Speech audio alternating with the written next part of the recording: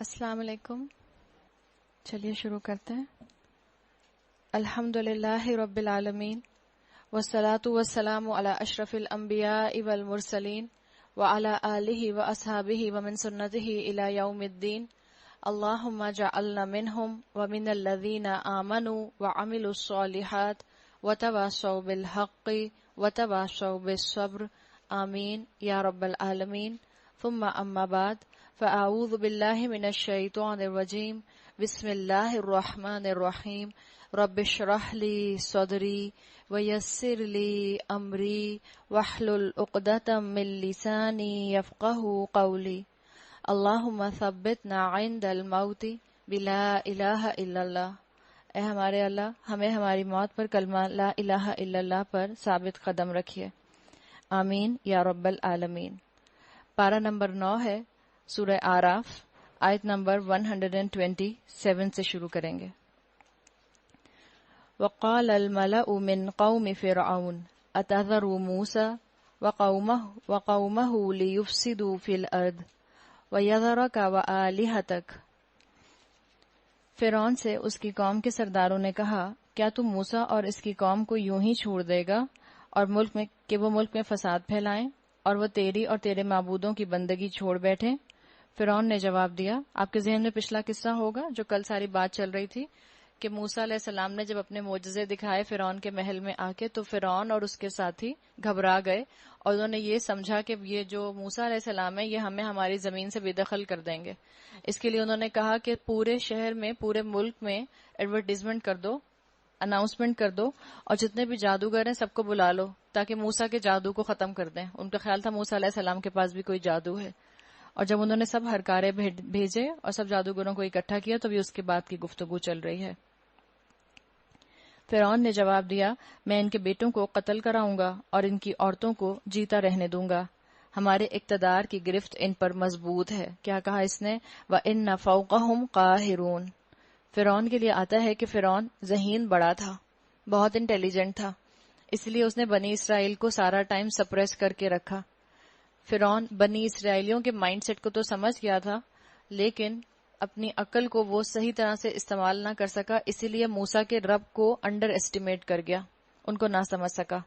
اور موسیٰ علیہ السلام کی ڈیپینڈنسی بنی اسرائیل پر نہیں تھی، موسیٰ علیہ السلام کی ڈیپینڈنسی ان کے رب پر تھی.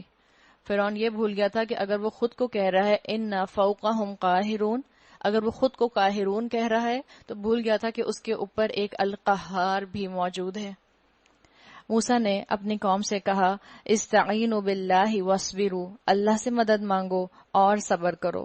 کیا مطلب تھا موسیٰ علیہ السلام کا؟ پیچھے مت ہٹنا، گھبرا مت جانا، فرعون کی اسٹریٹجی کے اوپر کمپرومائز نہ کرنا.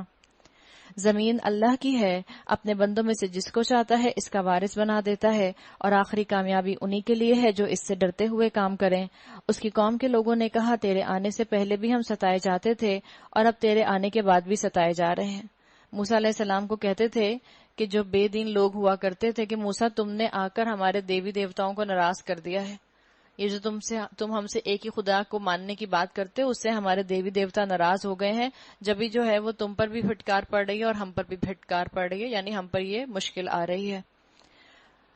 اس نے جواب دیا، قریب ہے وہ وقت کہ تمہارا رب تمہارے دشمن کو ہلاک کر دے اور تم کو زمین میں خلیفہ بنائے. موسیٰ علیہ السلام لیڈر تھے نا، تو اپنی قوم کا مورال جو تھا وہ ہائی کر رہے تھے، اور انہوں نے ایک بڑے پن کا مظاہرہ کیا، پازیٹیو ایٹیٹیوڈ دکھایا، پازیٹیو تھنکنگ رکھی اور اپنی قوم کے اندر امید کی شمع روشن کی، ان کی بات کو اگنور کر دیا.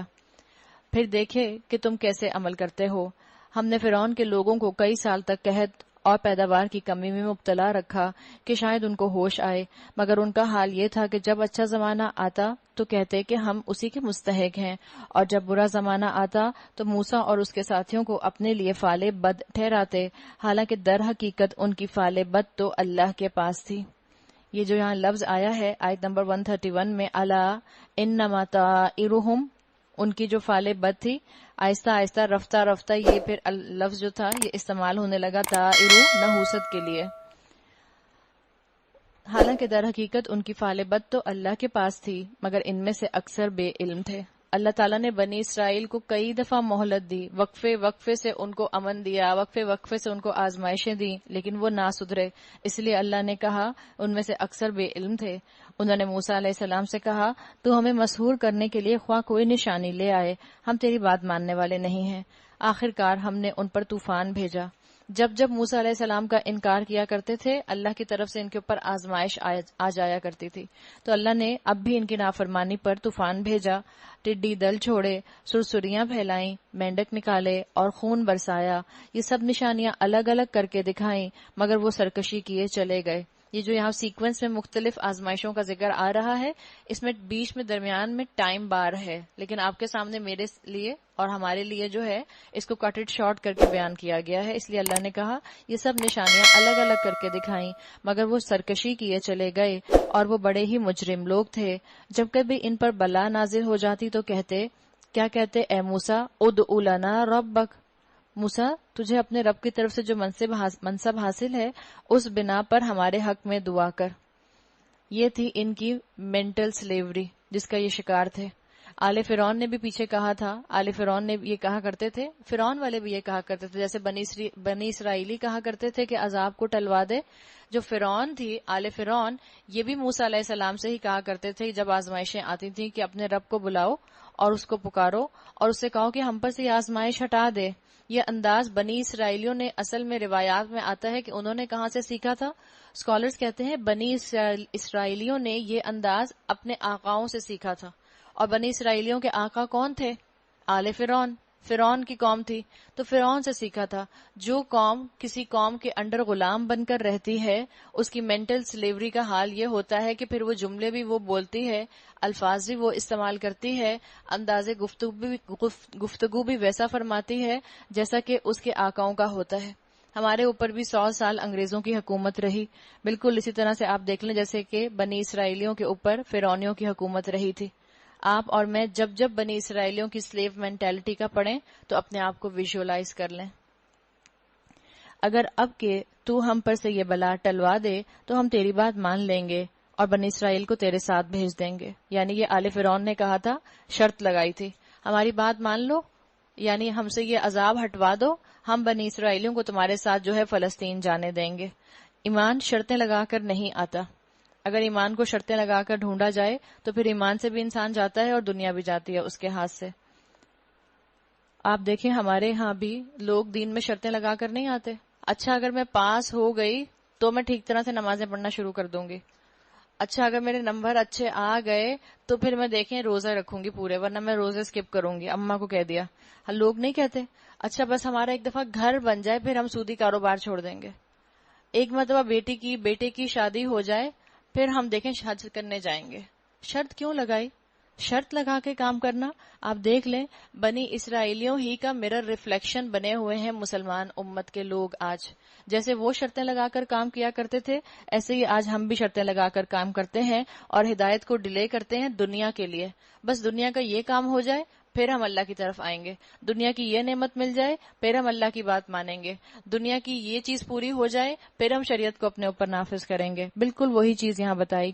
مگر جب ہم ان پر سے اپنا عذاب ایک وقت مقرر تک کے لیے جس کو وہ بہرحال پہنچنے والے تھے ہٹا لیتے تو وہ ایک دم اپنے عہد سے پھر جاتے. تب ہم نے ان سے انتقام لیا اور انہیں سمندر میں غرق کر دیا کیونکہ انہوں نے ہماری نشانیوں کو جھٹلایا تھا. وَكَانُوا عَنْهَا غَافِلِينَ، اور وہ ان سے بے پرواہ ہو گئے تھے. اپنے آپ کو فوکس میں لے کر آئیں. بنی اسرائیلیوں نے ایک اللہ کی بات ماننے سے انکار کیا تھا اور بچڑا بنا لیا تھا. اور سوچیں موسیٰ علیہ السلام کے دل پر کیا گزری ہوگی، کتنا سخت ان کو غصہ آیا تھا، کتنا برا ان کو لگا تھا. غضبان آصفہ کے الفاظ آتے ہیں قرآن کے اندر کہ اپنے بھائی کے اوپر ایسے غصہ ہوئے تھے کہ تم میرے پیچھے میری قوم کی حفاظت بھی نہیں کر سکے. ہم سب اپنے اپنے آپ کو دیکھیں اور اپنے اپنے خاندانوں کو فوکس میں لے کر آئیں. اللہ نے کہا وَكَانُوا عَنْهَا غَافِلِينَ. اللہ تعالیٰ نے نشانیاں دکھائیں، اللہ نے اپنے کرشمے دکھائے، اللہ نے اپنی کائنات پر غور کرنے کو کہا، لیکن وہ اس سے غافل ہو گئے. آپ دیکھیں آپ اور میں کتنا زیادہ آج کتنے لوگ ہیں مسلمان امت میں جن کو قرآن کی آیات کا ترجمہ سمجھ آتا ہے. آپ کے اپنے خاندان میں فوکس کر کے دیکھ لیں کتنے لوگ ہیں جن کو قرآن کا ترجمہ سمجھ آتا ہے، جو بغیر ترجمے والے قرآن کے عربی سن کے قرآن کا ترجمہ سمجھ جاتے ہیں، اور اس کے مقابلے میں امت کے اندر کتنے لوگ ہیں جن کو آیت کریمہ کے ختم کا پتہ ہے۔ آپ کے اور میرے سامنے نشانیاں موجود ہیں، یہ ہماری غفلت ہے، اور کیا ہے؟ یہ ہماری غفلت کا حال ہے، جو اس طرح سے بنی اسرائیلیوں کی شکل میں اللہ تعالیٰ نے ہمیں یہاں آئینہ دکھایا۔ ان کی جگہ ہم نے ان لوگوں کو جو کمزور بنا کر رکھے گئے تھے اس سرزمین کے مشرق اور مغرب کا وارث بنا دیا جسے ہم نے برکتوں سے مالا مال کیا تھا۔ اس طرح بنی اسرائیلیوں کے حق میں تیرے رب کا وعدہ خیر پورا ہوا، کیونکہ انہوں نے صبر سے کام لیا تھا، اور ہم نے فرعون اور اس کی قوم کا وہ سب کچھ برباد کر دیا جو وہ بناتے اور چڑھاتے تھے۔ صبر کا ذکر آ گیا، کیونکہ انہوں نے صبر کیا تھا تو اللہ تعالیٰ نے ان کے ساتھ معاملہ یہ کیا۔ یاد رکھیں، زبردستی کے صبر میں تو زیادہ تر لوگ کامیاب ہو جاتے ہیں، لیکن جب والنٹیرلی صبر کرنا پڑے، جب والنٹیرلی اپنی خواہشات کو ایک طرف کرنا پڑے، اس امتحان میں بہت کم لوگ کامیاب ہوتے ہیں۔ بنی اسرائیلیوں کو ہم نے سمندر سے گزار دیا، پھر وہ چلے اور راستے میں ایک ایسی قوم پر ان کا گزر ہوا جو اپنے چند بتوں کی گرویدہ بنی ہوئی تھی۔ فرعون کے انڈر جب تھے بنی اسرائیلی تو وہاں تو ان کے پاس چوائس نہیں تھی نا، کیسے جان چھڑاتے اپنی؟ وہ تو قتل کرواتا تھا اپنی طاقت کی بنا پر، حکومت اس کی تھی، عدالت اس کی تھی، دربار اس کا تھا، پولیس اس کی تھی، فوج اس کی تھی، ان کے پاس تو کوئی کنٹرول ہی نہیں تھا۔ تو اس وقت تو اس تکلیف کو برداشت کرتے تھے اور صبر کرتے تھے، لیکن اب جب اللہ تعالیٰ نے ان کو آزادی دی فرعونیوں سے اور ان کو موقع دیا کہ یہ دوبارہ سے اپنی شریعت ایک الگ اللہ کی زمین پر قائم کر سکیں، تو پھر انہوں نے دوبارہ اپنی نافرمانی کا معاملہ جو تھا وہ اللہ کے ساتھ روا رکھا۔ پھر وہ چلے اور راستے میں ایک ایسی قوم پر ان کا گزر ہوا جو اپنے چند بتوں کی گرویدہ بنی ہوئی تھی۔ کہنے لگے، اے موسیٰ، ہمارے لیے بھی کوئی ایسا معبود بنا دے جیسے ان لوگوں کے معبود ہیں۔ کیا معاملہ تھا ان کا؟ ہمیں کیسا معبود بنا دے، یعنی ان کو فینٹیسی نظر آ رہی تھی، کوئی سیلیبریشن ہو، ایسا معبود ہو جس کو ہم دیکھ سکیں، جس کی ہم پوجا کر سکیں، جس کو ہم چوما چاٹی کر سکیں، اس کا ذکر آ رہا ہے۔ کیوں کہا تھا انہوں نے؟ اس لیے کہ ان کے معبود، ان کے آقا یہی کیا کرتے تھے۔ فرعونی جو تھے وہ کس کی ورشپ کرتے تھے؟ سورج کی، سن ورشپر تھے۔ تو انہوں نے، ان کے ذہن میں کیا تھا؟ وہی سلیو مینٹیلٹی، ذہن تو وہی تھا نا، آقاؤں کے پیچھے چلنے والا۔ انہوں نے سوچا جب ہمارے آقاؤں کے معبود ہیں تو ہمارا معبود ایسا کیوں ہو جو عالم الغیب میں بیٹھا رہے، جو ہمیں نظر ہی نہ آئے۔ اسی سلیو مینٹیلٹی کی وجہ سے انہوں نے موسیٰ علیہ السلام سے یہاں درخواست کی، دے لک دا ووڈ دیٹ ککس دیم۔ اور یہی حال آج مسلمانوں کا ہے، ہم انہی جوتوں کو چاٹتے ہیں جو جوتے ہمیں ٹھوکریں مارتے ہیں۔ موسیٰ علیہ السلام نے کہا، تم لوگ بڑی نادانی کی باتیں کرتے ہو، یہ لوگ جس طریقے کی پیروی کر رہے ہیں وہ تو برباد ہونے والا ہے، اور جو عمل وہ کر رہے ہیں وہ سراسر باطل ہے۔ پھر موسیٰ علیہ السلام نے کہا، اغیر اللہ ابغیکم الہ، کیا میں اللہ کے سوا کوئی اور معبود تمہارے لیے تلاش کروں؟ موسیٰ علیہ السلام کو دل میں غصہ آ رہا ہوگا، کیسی باتیں کر رہے ہیں، کہاں اللہ رب العزت اور کہاں اس کے مقابلے میں یہ فالس گاڈ، حالانکہ وہ اللہ ہی ہے جس نے تمہیں دنیا بھر کی قوموں پر فضیلت بخشی ہے۔ اللہ فرماتا ہے، وہ وقت یاد کرو جب ہم نے فرعون والوں سے تمہیں نجات دی تھی، جن کا حال یہ تھا کہ تمہیں سخت عذاب میں مبتلا رکھتے تھے، تمہارے بیٹوں کو قتل کرتے، تمہاری عورتوں کو زندہ رہنے دیتے تھے، اور اس میں تمہارے رب کی طرف سے تمہارے لیے بڑی آزمائش تھی۔ یعنی موسیٰ علیہ السلام نے ان کو اللہ کے احسانات یاد دلائے۔ موسیٰ علیہ السلام کو اب وہ وقت آ رہا ہے جب اللہ تعالیٰ نے شریعت پرووائڈ کی، ان کو رسالت سے سرفراز کیا گیا، اور جو شریعت دینے کا وقت آیا ہم نے موسیٰ کو 30 شب و روز کے لیے کوہ سینا پر طلب کیا، اور بعد میں 10 دن کا اور اضافہ کر دیا۔ اس طرح اس کے رب کی مقرر کردہ مدت پورے 40 دن ہو گئی۔ مجھے اور آپ کو بھی اگر اس کتاب کو سمجھنا ہے اس پر وقت لگانا پڑے گا، کوئی شارٹ کٹ نہیں ہے اس کتاب کو سمجھنے کا۔ اللہ تعالیٰ چاہتے تو موسیٰ علیہ السلام کو بلاتے، ان کو شریعت تھماتے اور کہتے جاؤ اپنی قوم کی طرف۔ کیوں یہ 40 دن کا معاملہ رکھا؟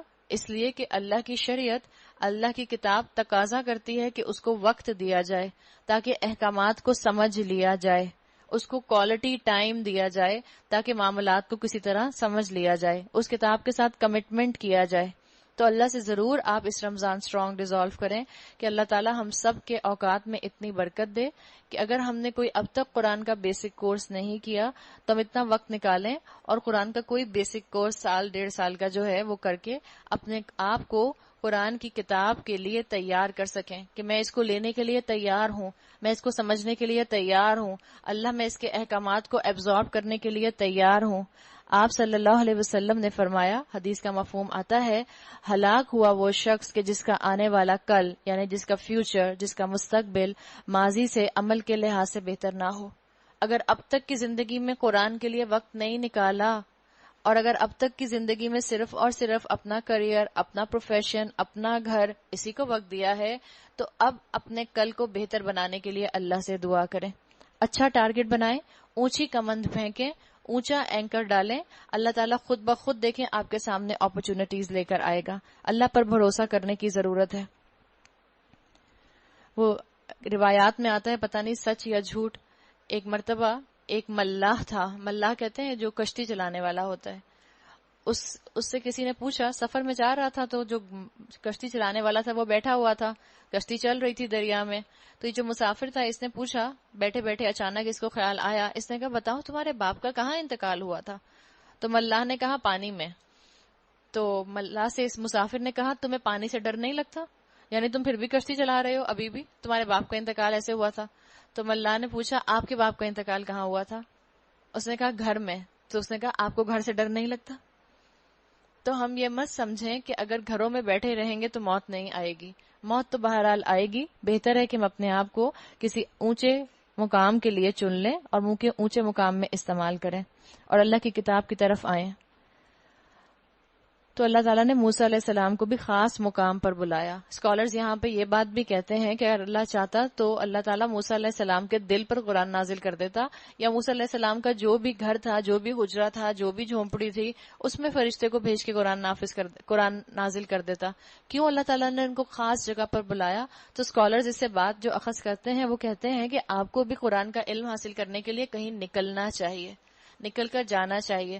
اکثر لوگوں سے آپ کہیں کہ دیکھیں آپ قرآن کا کورس جوائن کر لیں، تو لوگ کہتے ہیں ہمارے گھر میں ترجمے والا قرآن ہے، میں روز صبح پڑھتی ہوں فجر کے بعد، اور میں خود سمجھتی ہوں، پھر جو نیچے تفسیر لکھی ہوتی ہے نا میں وہ بھی پڑھتی ہوں۔ قرآن کا مزاج سننے والا ہے، جتنا سن کر دل پر اثر ہوتا ہے اتنا پڑھ کر دل پر اثر نہیں ہوتا۔ تو ایک اس میں سے سمجھ کی راہ جو ہے وہ یہ بھی نکالی جاتی ہے۔ موسیٰ علیہ السلام نے چلتے ہوئے اپنے بھائی ہارون سے کہا کہ میرے پیچھے تم میری قوم میں میری جان نشینی کرنا اور ٹھیک کام کرتے رہنا اور بگاڑ پیدا کرنے والوں کے معاملے پر نہ چلنا۔ یعنی موسیٰ علیہ السلام نے اپنی رسپانسبلٹی کو ڈاؤن ڈیلیگیٹ کر دیا۔ تو ڈاؤن ڈیلیگیٹ کرنا یہ بھی ہم انبیاء سے سیکھتے ہیں۔ ڈاؤن ڈیلیگیٹ کرنا بھی ایک آرٹ ہوتا ہے۔ ایک کام آپ اپنے ہاتھ سے کرتی ہیں، آپ کو پتا ہے آپ بہت اچھا کرتی ہیں، ٹھیک ہے، یقیناً آپ کو زیادہ تسلی ہوتی ہے، زیادہ سکون ملتا ہے، لیکن ڈاؤن ڈیلیگیٹ کرنا بھی آرٹ ہوتا ہے۔ اس کے لیے آپ کو کیا کرنا ہوگا؟ یعنی دو چیزیں ہو سکتی ہیں ڈاؤن ڈیلیگیٹ کرنے کے لیے۔ مثال کے طور پر کس کو جھاڑو لگانی نہیں آتی، کس کو پوچھا لگانا نہیں آتا، کس کو روٹی پکانی نہیں آتی، کس کو آٹا گوندنا نہیں آتا، آپ بچے کو بھی آٹا اور پانی پکڑا دیں تو کچھ نہ کچھ تو بنا ہی دے گا اس کا۔ اور اگر آپ اسے کہیں کہ اس کی روٹی بنا دو تو روٹی نہ صحیح مگر روٹی کی طرح کی کوئی چیز تو بن ہی جائے گی۔ سب کر سکتے ہیں، لیکن اگر اللہ تعالیٰ نے آپ کو نعمتیں دی ہیں، آپ کو ریسورسز دیے ہیں، آپ کو صلاحیتیں دی ہیں، تو اللہ چاہتا ہے کہ آپ اپنے ان کاموں کو، جو کام کوئی بھی کر سکتا ہے، ان کو ڈاؤن ڈیلیگیٹ کر دیں اور اپنے آپ کو اللہ کی کتاب کے لیے فارغ کریں۔ آپ کے گھر کی صفائی، آپ کے گھر کی ڈسٹنگ، آپ کے کپڑے، آپ کا کچن کوئی بھی سنبھال سکتا ہے، ایسا کام ہے جو کوئی بھی کر سکتا ہے۔ اللہ چاہتا ہے آپ ان کاموں کے لیے دو کام کریں، ایک کسی کو کام سکھائیں، دوسرا اس کو تنخواہ پر رکھ لیں تاکہ وہ آپ کے لیے کام کرے اور اس کی بھی روزی لگی رہے۔ تو کاموں کو ڈاؤن ڈیلیگیٹ کرنا یہ بھی ایک آرٹ ہوتا ہے، یہ بھی ایک اچھا ہنر ہے۔ جب وہ ہمارے مقرر کیے ہوئے وقت پر پہنچا اور اس کے رب نے اس سے کلام کیا، موسیٰ علیہ السلام سے اللہ تعالیٰ نے ایسے ہی کلام کیا تھا جیسے کہ کلام کیا جاتا ہے۔ اللہ کے کلام کی لذت خوش قسمت محسوس کرتے ہیں، اور آپ آگے پڑھ لیں گے، ابھی آ جائے گا سورۃ طٰہٰ کے اندر بھی، کہ جب اللہ تعالیٰ نے موسیٰ علیہ السلام سے کلام کیا تو موسیٰ علیہ السلام نے خواہش کا اظہار اس طرح کیا، زبان سے نہیں، اپنے انٹینشن، اپنے ایکسپریشن سے، کہ موسیٰ علیہ السلام چاہ رہے ہیں کہ یہ ملاقات پرولونگ ہو جائے۔ جیسے ہم نے پہلے بھی بات کی تھی کہ جب آپ اپنے کسی فیوریٹ سیلیبریٹی سے ملتے ہیں، کسی فیوریٹ پرسنالٹی سے ملتے ہیں، تو آپ چاہتے ہیں